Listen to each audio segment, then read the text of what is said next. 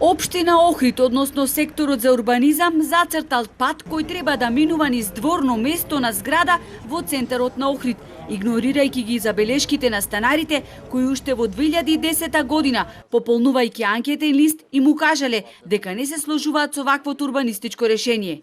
Годините минувале, а станарите, бидејќи не добиле никаков одговор од општината, не знаеле какви урбанистички решенија се кројат, се до пред еден месец, кога на соседната парцела започнале градежни активности за израда на нова зграда.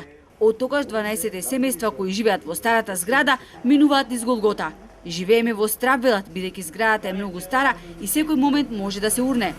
Се насобра многу вода, овдека знаеме дека ова тло лежи под вода и знаете како е, водата си го прави своето, земјиштето ерозира, зградава наша е стара и не може да издржи.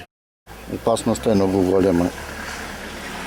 Да дојде до слечиште. Веќе се ширит доста поеќе отколку што беше. Поради сигурно и поради дождојве. А иначе овие колоиве што ги имаат ставено, чисто сумнително дека со нив ќе држит како потпора. Поради голема длабочина од ископов од 8 метри што е. Станарите поседуваат тапи од 1960 година, имотен лист и решение за трансформација на имот од 2002 година.